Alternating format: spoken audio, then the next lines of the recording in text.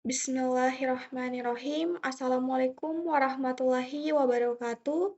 Pertama-tama saya ucapkan banyak terima kasih kepada Bapak dosen pengampu mata kuliah Current Issue Bapak Ramadan Tosepu SKM MKes PhD atas waktu dan kesempatan yang telah diberikan kepada saya, Mufida Dwi Agusti, untuk memaparkan materi mengenai pengembangan model pemberdayaan keluarga dalam penata laksanaan diabetes pada pasien diabetes mellitus tipe 2. Pengolahan diabetes belum dilaksanakan secara optimal oleh pasien, terbukti dari tingginya angka komplikasi akibat diabetes.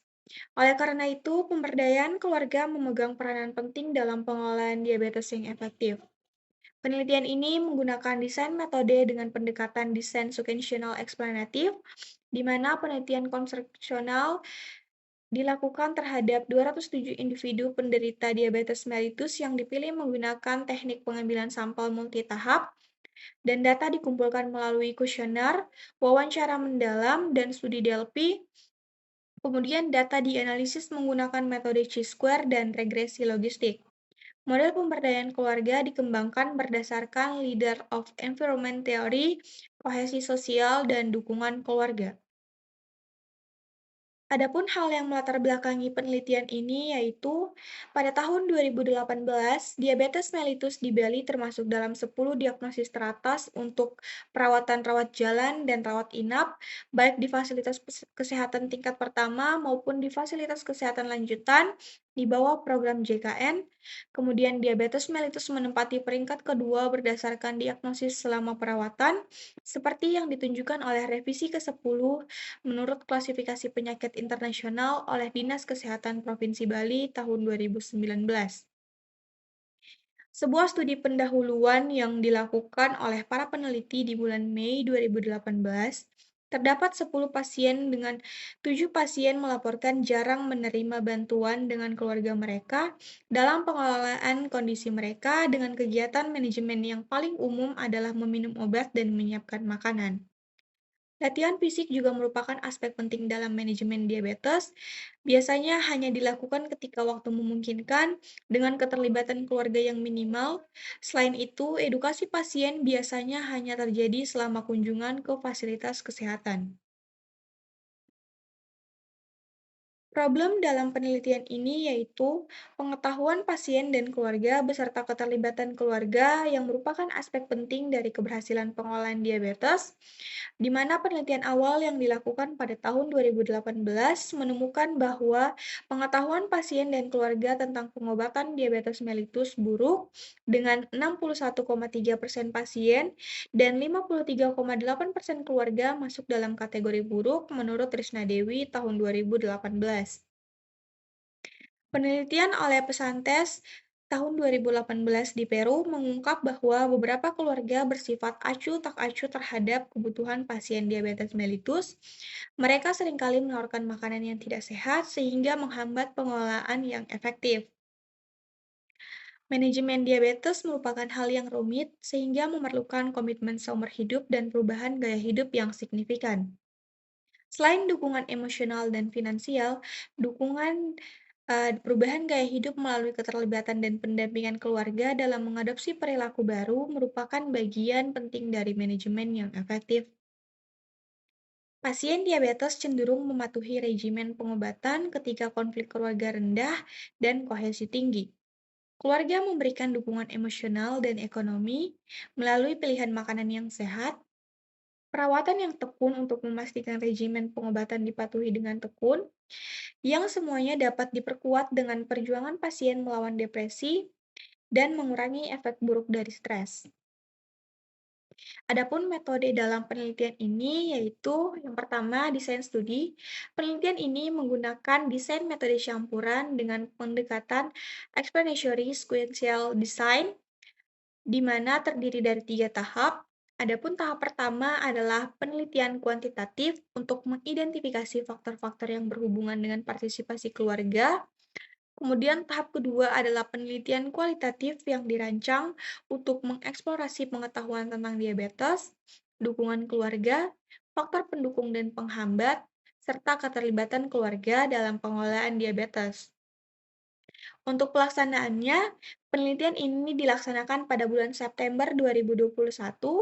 Tahap pertamanya dilaksanakan pada bulan September hingga November tahun 2021 dengan target 1.237 pasien diabetes mellitus tipe 2 di Kabupaten Gianyar, Bali.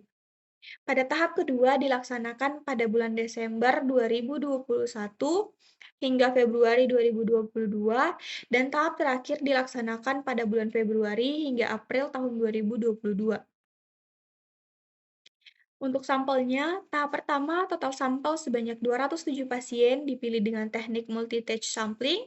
Proses pengambilan sampel dilakukan dengan memilih puskesmas di Kabupaten Gianyar yang mana memiliki 13 puskesmas.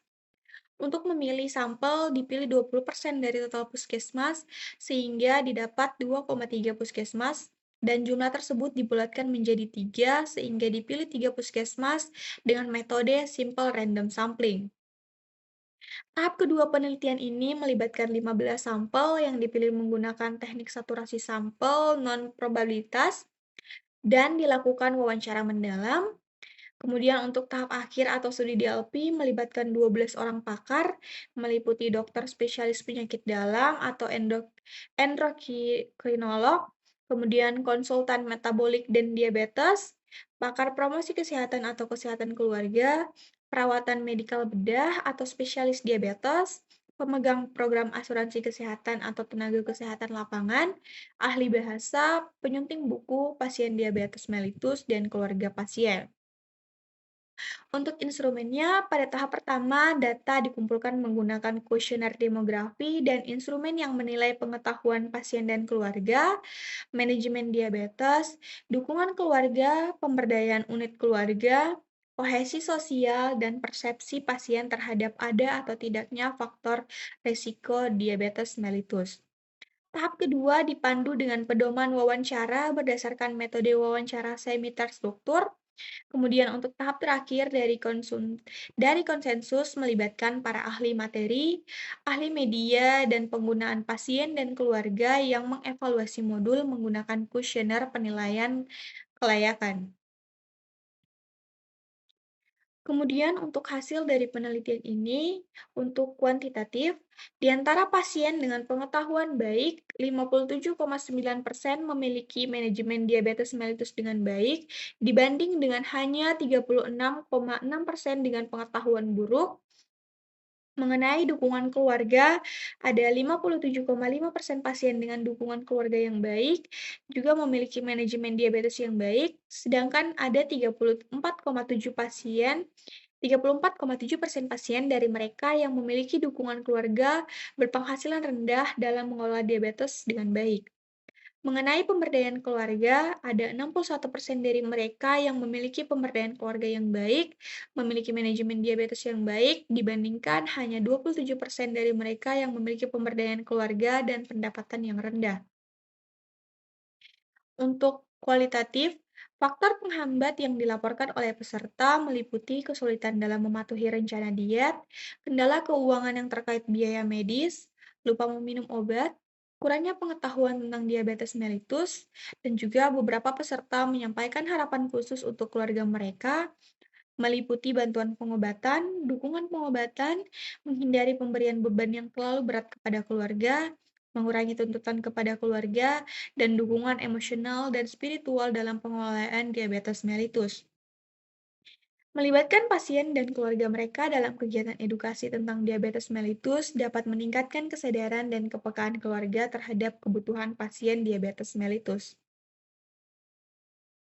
Selanjutnya, uji pakar atau studi Delphi. Hasil penelitian tahap pertama dan kedua menunjukkan bahwa praktek pengelolaan diabetes pasien belum optimal, namun ditemukan beberapa konsep atau tema yang berkontribusi terhadap pengelolaan yang efektif. Antara lain, pengetahuan tentang diabetes mellitus, dukungan keluarga, kohesi sosial yang positif, dan pemberdayaan keluarga.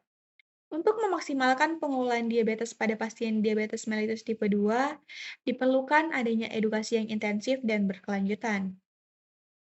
Edukasi ini akan lebih efektif jika melibatkan keluarga, di mana Ketika edukasi keluarga akan dapat meningkatkan pengetahuan, memotivasi keluarga untuk berdaya atau terlibat dalam pengambilan keputusan, dan juga meningkatkan perilaku dalam pengelolaan kesehatan, di mana modul edukasi berbasis keluarga dikembangkan dengan menggunakan metode konsep peduli perawatan keluarga dalam pengelolaan diabetes berdasarkan pendekatan yang telah ditetapkan dalam penelitian ini.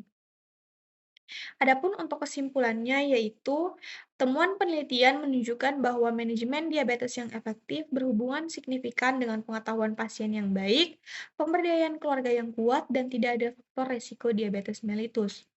Pengembangan model dan pengujian ahli melalui studi Delphi menunjukkan bahwa perlu adanya modul manajemen diabetes yang berbasis keluarga. Untuk modul praktis pengolahan diabetes berbasis keluarga harus mencakup komponen yang bersifat instruksional, mandiri, berdiri sendiri, adaptif, dan mudah digunakan. Modul ini diharapkan dapat meningkatkan pengelolaan diabetes di antara pasien dan keluarga mereka, sehingga dapat mencegah komplikasi dan meningkatkan kualitas hidup pasien. Baik, demikianlah hal yang dapat saya sampaikan. Kurang dan lebihnya mohon dimaafkan. Saya ucapkan wabillahi taufik walhidayah. Wassalamualaikum warahmatullahi wabarakatuh dan terima kasih.